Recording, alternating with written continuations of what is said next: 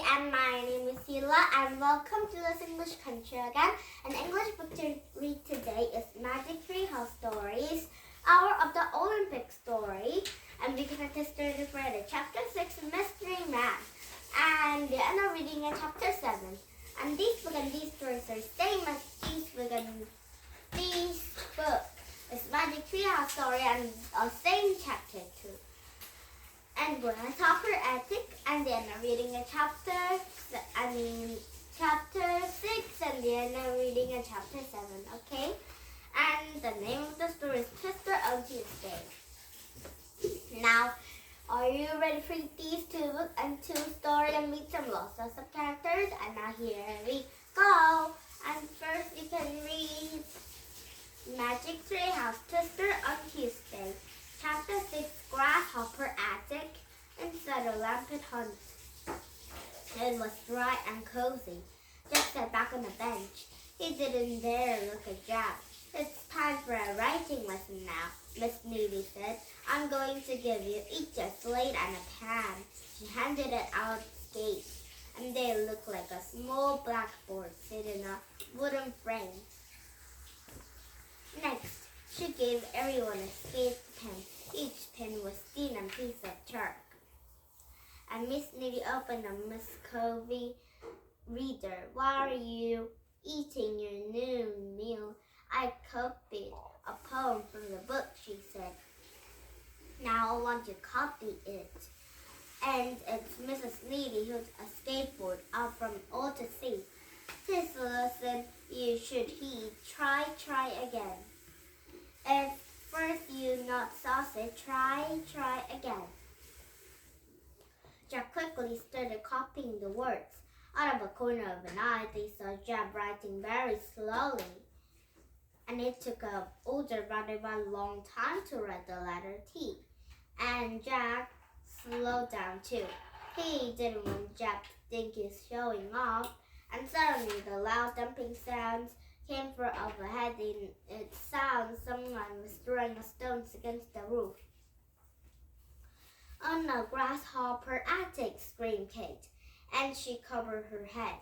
Grasshopper Attic, cried Bill, or cover her head too. Be calm, everyone, said Mrs. Needy. What's a Grasshopper Attic? What are they talking about?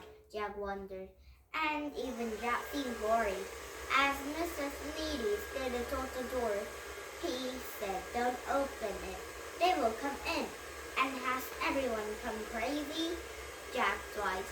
How would the grasshopper hurt anyone? And Miss Needy opened the door and looked out. A moment later, stuck her back and closed a door. It's all right, she said. It's only a four stones. What's that? Said Annie. Housedoors are small pieces of frozen rain. Sometimes they fall to earth during a hailstorm, said Mrs. Needy. Why did you, Will, and Kate yell, Grasshopper Attic? Annie said. Because the last spring grasshoppers did attack us, said Mrs. Needy. Yes, millions and millions of them came out of the sky, said Will. And it looked like a huge shiny cloud. And they covered with each of the ground, said Kate. They ate everything. They ate all our crops, said Will. Our turnips and fruits and trees and watermelons. Oh, I think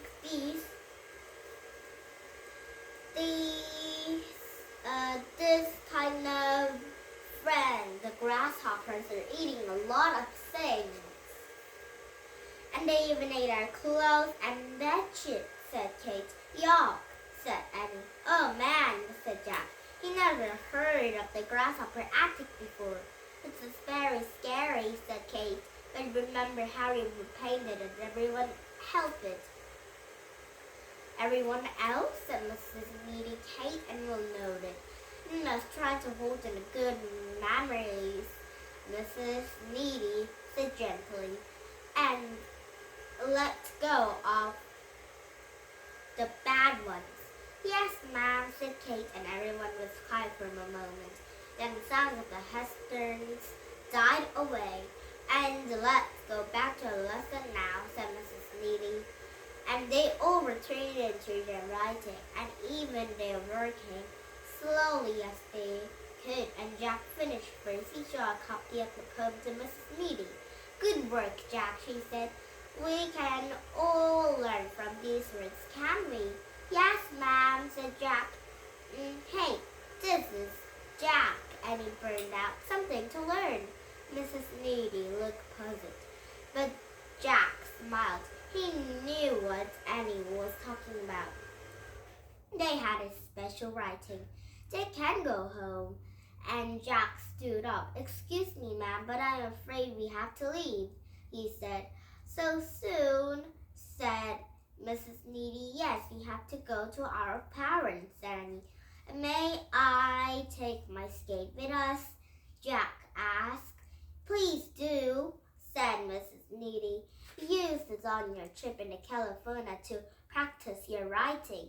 Thanks, said Jack in a big smile. He put a skate in a ladder bag and he learned a lot, ma'am. I'm glad you changed to come to school, said Mrs. Needy. Goodbye and good luck. Good luck to you too, said Annie. Bye, Will and Kate called out. Bye, said Jack and Annie as they went to the door. Jack glanced at Jack. He felt sorry to the older boy. He tried one last time with friends. Bye, Jack, he said, but boy wouldn't even look at him. Jack gently closed the door to a schoolhouse, and he breathed a sigh of relief. He was glad to get away from Jack's anger. That's weird, said Annie. Look at the sky, said Jack, turning away from a schoolhouse door, and he caught his breath. The sky did look weird, really weird. Chapter 7, Twister. Oh no, it might be gone like this tornado. A sand tornado. Now, one more time, so they're reading about it. Magic Treehouse, Hour of the Olympics. Chapter 6, Mystery Man. Plato and Jack hurried past the crowd standing on the sides of the racetrack. Everyone was shouting and cheering. I have a seat next to my judge, said Plato. He pointed to a tall stand with a rows of the benches, and Plato led Jack to a stand up and steps, and their seats. Wow, thanks, said Jack, and he had a great view. The Olympic parade was already started. Musicians playing a pipes in the front, behind them and the marching Olympics. Actors and a best of the Greeks and Jack sighed as they watched it in a parade going around a track, and Annie would really love this. He tried.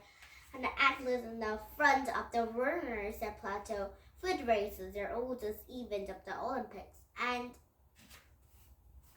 Jack pulled in his notebook and wrote, oldest event is food races. Behind the runners are boxers, said Plato. They're wearing the special gloves and bonus helmets.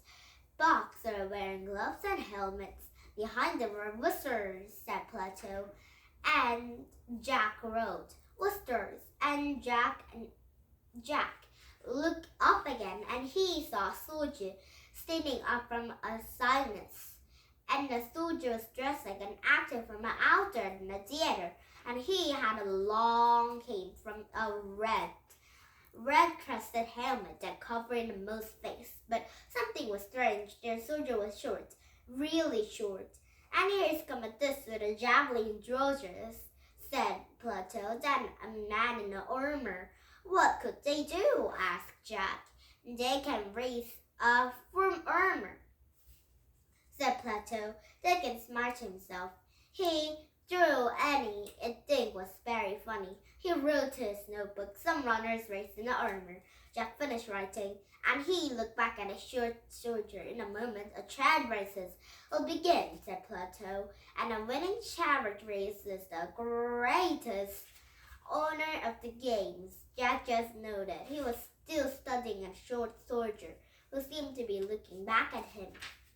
Suddenly a small hand came in from a soldier's camp, and the hand was a little lame. Jack gasped. It was Annie's hand waving. Assured that the soldier was Annie. Chapter 7. Go, go, go. Oh, I think everyone noticed the girl is in a parade.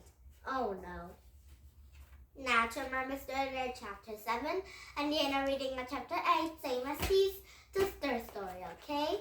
And now Dina has the newest English country recommended these books. And some of the characters are in this book, but new characters and new stories will become too. And now, thank you for coming to my YouTube, and please subscribe to my YouTube. And now, bye for now, and have a nice day. Bye!